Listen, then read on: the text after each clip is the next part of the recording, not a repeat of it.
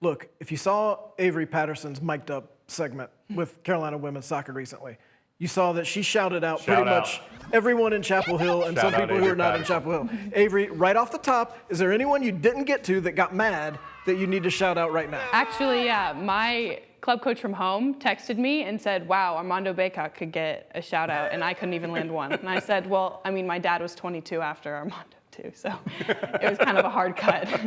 But so now that you mention it, yeah, shout out Mike Pickett. Hi. His daughter, Carson Pickett, plays in the NWSL for the Carolina Courage, so. Wow. See, she's a shout-out pro. She got in 2 right there. And really only charged you for 1. A subtle second shutout. Shout-out, not shutout. Yeah. Plenty of shutouts, though, on the pitch. Thank you. For Carolina's women's soccer. But, of course, Avery's the one scoring all the goals for the Tar Heels. I know disappointing this past weekend, I know, but take us through the season to this point. What's been going well, where you guys are right now? Yeah, so I think that last season, one of our biggest issues was that we couldn't score goals. And so this season, Anson's just preaches that if you're not scoring or creating goals, then harshly enough, you're probably not going to start that game. But I think that we've corrected that, and we've also been working on our defending more and more this season just because we lost our senior goalkeeper, Claudia Dickey, last year. So we have new voices in the back. We lost Macy Bell at the very beginning of the season. So we're just looking to improve in every aspect we can. When Anson was sitting in that chair right there, he said he thought this might be the deepest team he's ever had, which is really saying something. So what kind of environment is that at practice where it's the deepest team he's ever had? And I assume there's a lot of competition for playing time. Right. I mean, they recruit competitors. So there are 40 girls that are competing to get playing time on the field. And I think that that's truly something special that they've been able to cultivate here. And I think that that's just a credit to Anson and Damon, and even Heather and Nathan, our 2 other assistant coaches. They really do a great job of making sure that we do our best on the field, but our captains, Allie, Tori, Rachel Jones, last name Jones, and Macy Bell, we're all just as close off the field, and I think that that's what allows us to have that environment is our closeness and our friendships off the field. When you arrived, was that difficult or intimidating to step into that kind of environment? I mean, I think that as a freshman, you can get intimidated by it, but the culture is so welcoming. Like, we have this thing called our leadership, Leadership Council. I just totally blanked there. But our Leadership Council, where it's made up of upperclassmen, the captains, and then 1 or 2 people from the freshman and sophomore classes. So those girls ensure that everyone coming in either gets a text or like a phone call saying, hey, have you been doing your summer workouts? I hope everything's been going well back home. This is what you should expect coming into the season. So you really, you would have to try hard to not be prepared for what you're gonna see here. Do people actually read the books in the book club? Yes. I know that sounds cliche, but we go through each chapter so each meeting, so meeting 1, you will go through chapter 1. So if you haven't read, you can always just read the chapter 1 before meeting 1, chapter 2 before meeting 2. So they do read it, whether or not it's 1 chapter per meeting is up to you.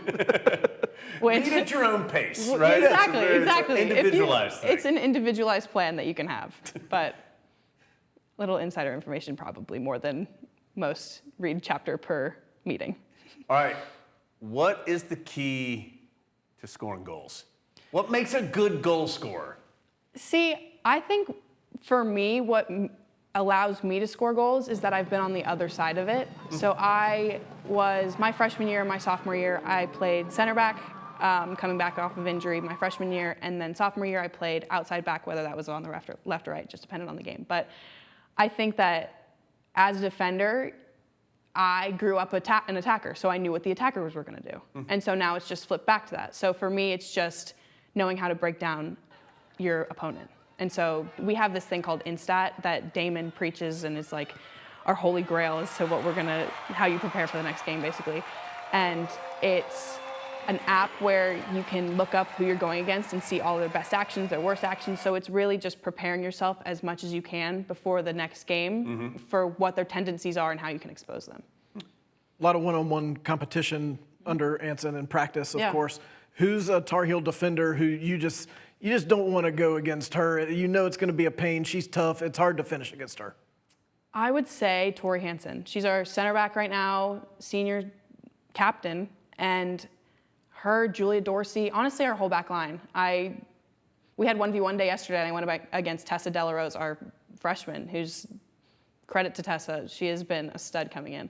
And I've absolutely enjoyed playing with her on the left side, but if I had to play against any of them, it's a pretty 50-50 battle.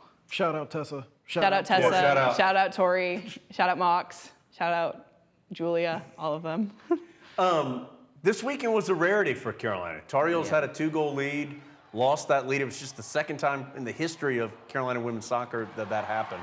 So obviously a little bit uncharted territories. Yeah. As a team, how do you look at that and learn from that and get better? I think that the coaches have done a really good job this week. We've taken positives out of it, but obviously the second half was unacceptable, and we've realized that now. But it's just something that we are going to learn from, and it was a really good learning opportunity, especially for the younger players. I still qualify myself as a younger player, honestly, because COVID and everything kind of took that away from us. But I've never had that happen to me in my 20 years, not 70 years like Anson, but just it's not something that normally happens. So it kind of took us aback, but it's just a mentality, because we know that we can do it. It's just whether or not we show up for the full 90 minutes. Has Emily Murphy ever called you something that you weren't sure was an insult or a compliment, such as 50p head or Cinderella? Cinderella. No, she's, what was the one? I forget, there was one. It was like, more often than not, she has definitely called me a British slang or two. But the one that my dad has actually adopted, because she's like a second daughter to my family, is bless her cotton socks. So like, I don't know what context we use that in, but I hear it more often than not, even when she's not around my family. My dad will just be walking around the house and he's like, oh, bless her cotton socks. So I mean, like, it's just little British slangs. Her and Ruby, honestly. Ruby can't, from where Ruby's from in the UK, she doesn't pronounce TH, she pronounces it with an F. So like her number is 3. And the other day I was hanging out with her and she was just like, yeah, bravet free footy, we're gonna go and like I love hanging out with her. By the way, we have on the audio podcast coming up next week, we have Emily and Ruby joining us. That's like an hour-long interview, and we had a blast with them, so that's coming up on the audio. Yeah, version. that'll be entertaining. If someone in the room with the two of us and the two of them before we started said, are we allowed to swear? Who do you think that was? 100% one of them. I would probably say Ruby. No. No, you got it. Yeah, you're right. Ruby. Go with your gut. Go with your gut. Yeah, Ruby for sure.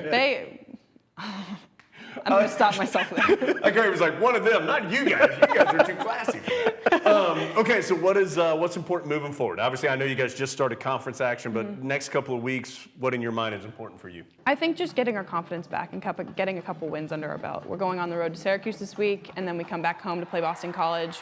Boston College gave us a hard game last year, so we've just prepared as much as we can for those 2 games, and I think that our short-term goal is to getting a couple wins, and then we're going to focus more on long-term after that. Carolina women's soccer, you know they're one of the best in the nation every single year. Big reason why, Avery Patterson. Avery, thanks so much for your time. Great. Yeah, of course. Thank you, guys.